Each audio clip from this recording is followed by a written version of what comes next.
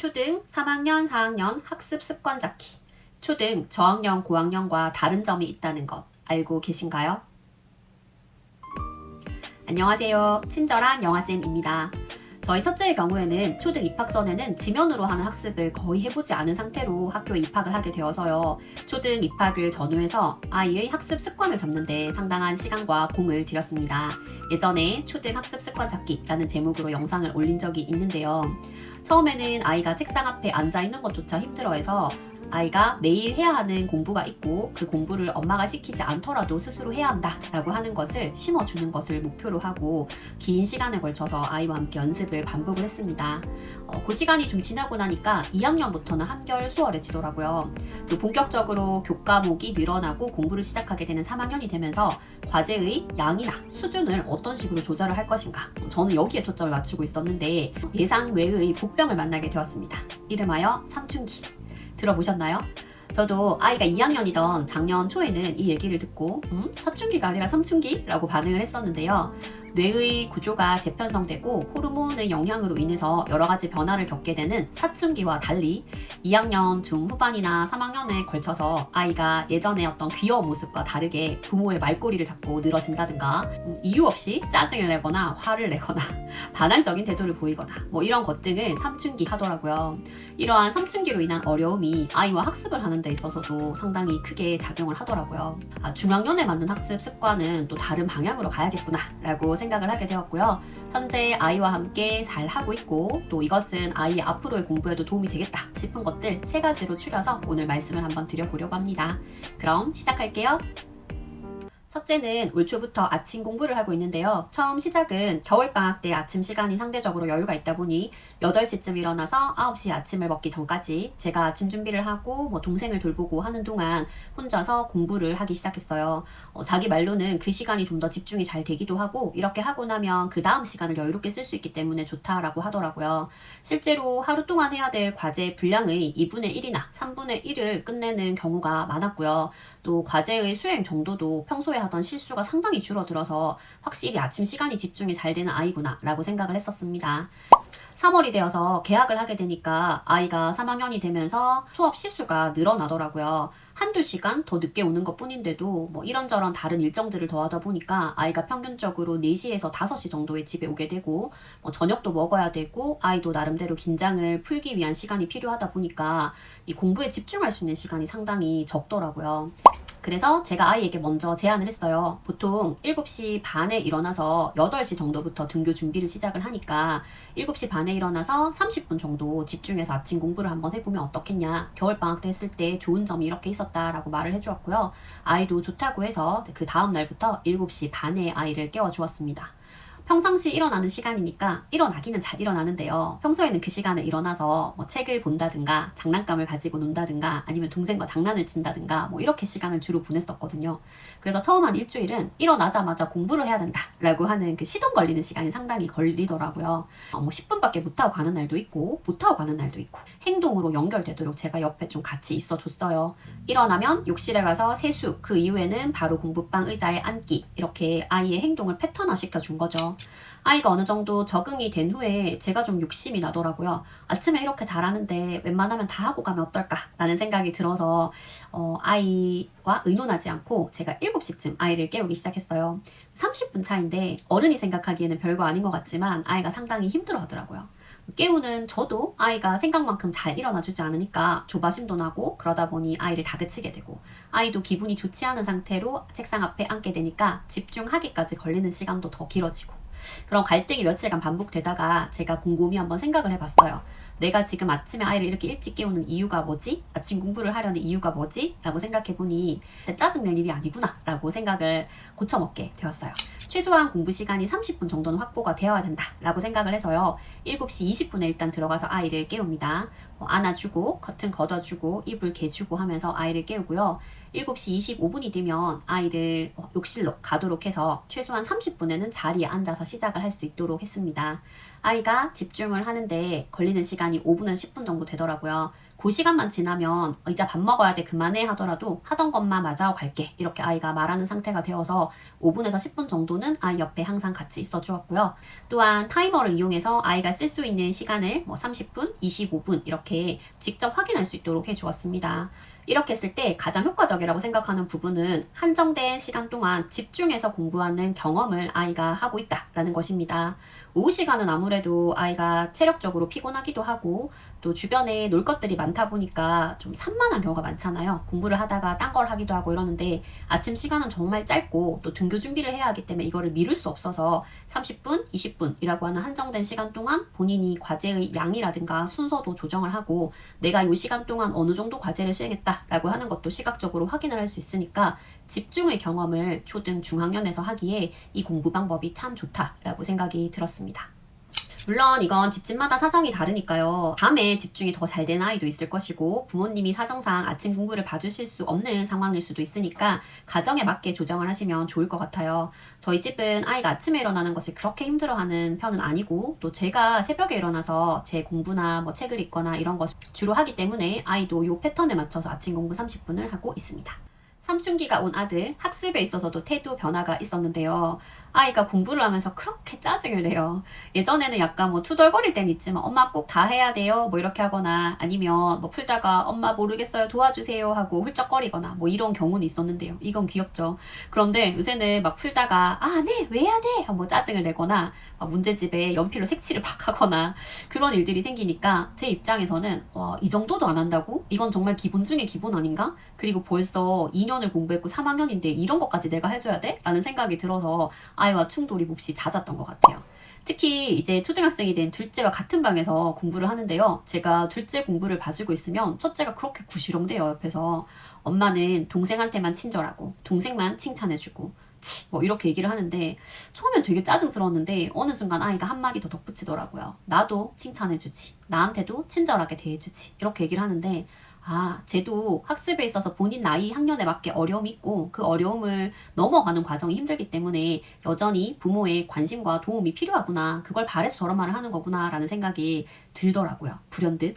그래서 욱하고 올라오는 것은 있지만 아이의 공부에 대한 정서를 좋게 만들어주고 또 스스로 관리할 수 있는 법을 익혀나갈 수 있도록 몇 가지 노력을 하고 있습니다. 첫 번째로 감정이 너무 과하다 싶을 때는 끊어줍니다. 너가 이렇게 계속 짜증스럽게 대하면 엄마도 도와주고 싶은 마음이 안 생기니까 우리 잠시 쉬었다 하자 라고 해서 물을 한 잔 먹고 오라고 보낸다든가 아니면 한번 꼭 안아주고 화장실에 가서 세수 한번 하고 와 이렇게 주의를 환기할 수 있는 방법을 아이에게 제안을 해줍니다. 최소한의 학습은 아무리 힘들어도 꾸준히 매일 해야 된다라고 하는 것을 아이에게 계속적으로 알려줘야 되는 시기라고 생각을 하기 때문에요. 그렇게 할 거면 하지 마! 이런 말은 최대한 하지 않으려고 노력을 합니다. 두 번째로 과제의 양이나 순서를 적당히 조절해 줍니다. 원래 두 쪽 풀려고 했었는데 오늘은 늦었으니까 혹은 컨디션이 안 좋으니까 한쪽 정도만 풀어볼까? 대신 실수 없이 풀기야. 이렇게 얘기를 하기도 하고요. 요 과제는 주말에 하면 좀 더 여유가 있을 것 같은데 네 생각은 어때? 그러면 주말 아침에 방과후 수업 가기 전에 엄마랑 할 수 있어? 이렇게 아이와 미리 계획을 세우고 다짐을 받아 놓는다든가 이런 식으로 순서나 양을 적당히 상황에 맞춰서 조정을 해주어서 아이의 부담을 줄여주려고 노력을 합니다. 아이가 오늘 못하겠어요. 너무 힘들어요. 이렇게 말을 했는데 부모가 전혀 받아주지 않는다거나 키를 생각해서 10시 이후에는 반드시 재우려고 하는데 10시까지 이걸 붙들고 있는 상황이 지속적으로 반복이 된다든가 이러면 장기적으로 길게 봤을 때 아이에게도 저에게도 도움이 되는 부분이 없다라고 생각을 하기 때문에 적당히 조절을 하려고 노력을 하고 있습니다. 세 번째, 친절하게 도와주고 구체적으로 칭찬해 주려고 노력합니다. 아이가 수학 문제를 풀 때도 개념이나 유형 부분은 본인 스스로 읽고 충분히 풀 수 있는 수준이라고 생각을 해서요. 이 부분은 딱히 도와주지 않고 대신 실수를 하면 그 실수와 문제 개수만큼 더 풀기 이렇게 페널티를 주고 있고요. 심화 부분으로 갈 경우에는 아이가 도움을 요청했을 때 최대한 친절하게 도와주려고 노력을 합니다. 아이가 수학 문제 풀 때 잘 안 풀리면 짜증 나잖아요. 그래서 몰라 도와줘 엄마 나 못 풀어 이렇게 얘기를 할 때 친절하게 얘기를 해보려고 노력을 해요. 어떻게 풀었는지 엄마한테 설명해 볼래? 그러면 어디에서 실수했는지 엄마가 알 수 있을 것 같아. 이렇게 말을 하기도 하고요. 그 설명조차 아이가 하고 싶지 않다라고 할 때는 문제부터 제가 읽어줍니다. 잘 들어봐. 엄마가 한번 읽어볼게. 하고 문제 친절하게 읽어주고요.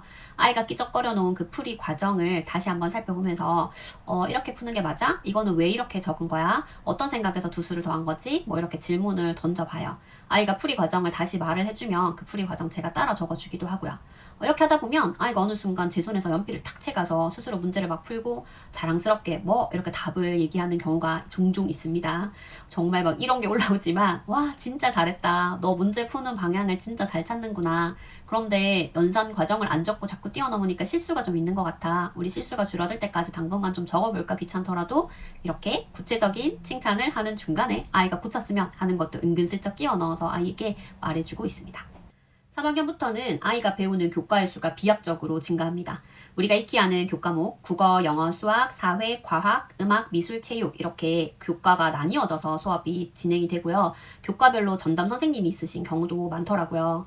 그런데 배우는 내용을 살펴보면 내용 자체가 크게 어려워지지는 않아서 아이가 배운 내용을 복습할 수 있는 좋은 학년이다 라고 생각을 했습니다. 예전에 김성효 선생님의 책을 보고 아이가 3학년이 되어서 본격적으로 교과별 공부를 시작하게 되면 배움 노트를 통해서 복습하는 습관을 꼭 길러줘야겠다 라고 생각을 했었는데요. 드디어 3학년이 되어서 2월 말에 개학하기 전에 아이에게 배움 노트라고 하는 것이 있는데 이런 식으로 한다라고 설명을 해주고 직접 아이와 함께 교과서를 펴놓고 몇 개를 연습을 해보았어요. 그리고 정성스럽게 날짜, 교시별로 과목의 명 적어주고 이렇게 해서 와 하고 아이를 보냈는데요. 결과는 어땠을까요? 네, 제대로 해오지 못했습니다. 한 처음 며칠은 엄마 까먹었어요, 못했어요 이렇게 얘기를 하더니 그 다음엔 아예 노트를 집으로 안 가져오더라고요. 보통 배움 노트는 형식이 제일 위에 날짜를 적고요. 그 다음에 각 과목별로 교시별로 과목명과 단원명 그리고 단원의 학습 목표를 적은 후에 왼쪽 편에 주요 개념들을 적고 이 주요 개념에 대한 설명을 오른쪽 편에 적고 그리고 마지막으로 수업에서 내가 알게 된 것, 느낀 점 이런 감상 등을 적는 형식으로 구성이 되는데요. 아이가 처음이기도 하고 또 어리다 보니까 각 교시별로 단원명 적고 그리고 핵심 단어 서너 개만 적어오라고 했거든요. 이렇게 쉬운데 내가 요 정도만 해오라고 했는데 어떻게 안 해올 수가 있지? 라고 생각을 해서 화가 났었는데 또 이걸 하는 목적이 무엇인가를 다시 되돌아봤어요. 아이에게 복습의 습관을 잡아주는 게 지금은 목표인 거잖아요. 그러면 학교에서 하고 오면 좋지만 안 하면 집에서 하면 된다 라고 제 마음을 고쳐 먹었습니다. 아이가 배움 노트를 써온 날은 마음껏 칭찬을 해주고 배움 노트를 쓰지 않고 오거나 두고 왔다고 하는 날은 교과서나 디지털 교과서를 펴놓고 아이와 함께 배움 노트를 직접 적어 보았어요. 아이에게 교과서를 보고 오늘 배운 내용 한번 설명해 보라고 하고 또 배운 내용 중에서 핵심 단어를 2개만 꼽는다면 3개만 꼽는다면 무엇을 꼽을 수 있을까 물어보고요. 아이가 말해주면 제가 적어주고 복습의 습관을 기르기 위해서 지금은 연습을 하고 있는 것이다 라고 생각하고 크게 부담 갖지 않고 꾸준히 해보려고 합니다. 송재환 선생님이 쓰신 책에 보니까 이 노트 필기를 되게 중요하게 다루고 계시던데요. 이 노트 필기가 결국은 수업 시간에 들은 내용을 자기 나름대로 요약하고 체계화, 구조화, 도식화하는 과정이기 때문에 고차원적인 능력이고 이게 공부 잘하는 아이의 특징이다 라고 말씀을 하시더라고요.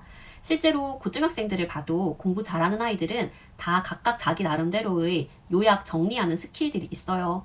그런데 아이가 처음부터 그렇게 할 수는 없으니까 가장 기본이 되는 복습의 습관은 부모가 도와줄 수 있는 시기에 확실하게 잡아주면 좋겠다라고 생각을 해서 꾸준히 한번 해볼 생각입니다. 초등 고전 읽기 지도로 유명하신 송재환 선생님께서는 초등학교에서 20년간 학생들을 지도해 오셨는데요. 성적이 좋은 학생들을 보면 행동 습관과 생각 습관이 있다라고 하시더라고요. 행동 습관은 말 그대로 하루 30분 독서를 매일 꾸준히 한다, 예습과 복습을 한다, 이런 거고요. 생각 습관은 미래에 대해서 고민을 해본다, 매사를 긍정적으로 생각한다, 이런 게 해당이 된다고 할 수 있습니다. 선생님이 이 말씀 끝에 내가 습관을 만들지만 결국은 습관이 나를 만들어 간다 라고 하셨는데 이 말이 상당히 인상적이었습니다. 제가 예전에 지도했던 학생 중에 부모님이 사회적으로도 어느 정도 성공을 하셨고 자녀에 대해서도 상당히 여유 있는 태도를 보이셔서 되게 인상 깊은 분이 있으셨어요. 그런데 이 어머니께서 그런 말씀을 하시는 거예요. 어렸을 때부터 공부해야 된다라고 강요한 적도 없고 아이가 힘들다라고 하면 안 해도 된다, 괜찮다라고 말씀을 해주면서 아이를 키웠는데 막상 고등학교 2학년, 3학년이 되었는데도 아이가 무엇이든 끝까지 열심히 하려고 하는 악착 같은 태도가 없어서 이제는 좀 그런 걸 찾아서 해야 하지 않니? 공부가 꼭 아니더라도 뭔가 열심히 끝까지 끝까지 해봐야 하지 않아? 뭐 이런 말을 자주 하게 된다라고 하시더라고요. 실제로 이 학생이 장점도 상당히 많은 학생이었는데요. 무엇이든 열심히 하겠다라고 결심을 한 후에 조금 어려운 순간이 닥치면 갑자기 몸이 아프거나 예전만큼 이 일이 흥미롭게 느껴지지 않거나 뭐 이래서 중도 포기하는 경우가 많았어요. 아이가 정말 하고 싶다라고 하는 생각이 생겼을 때 그것을 시작할 수 있는 힘을 미리부터 조금씩 비축하도록 도와주고 어떻게 하면 되는지를 가르쳐 주는 것도 부모가 자녀에게 해줄 수 있는 부분이라고 저는 생각을 하거든요. 각자의 상황에 맞게 아이가 공부 습관을 잘 잡을 수 있도록 적용을 해보시면 좋을 것 같고요. 또 좋은 공부 습관 잡기에 관한 내용이 있다면 댓글로 알려주시면 좋겠습니다. 오늘도 끝까지 함께 해주셔서 감사하고요. 좋아요, 구독, 알림 설정도 부탁드립니다. 감사합니다.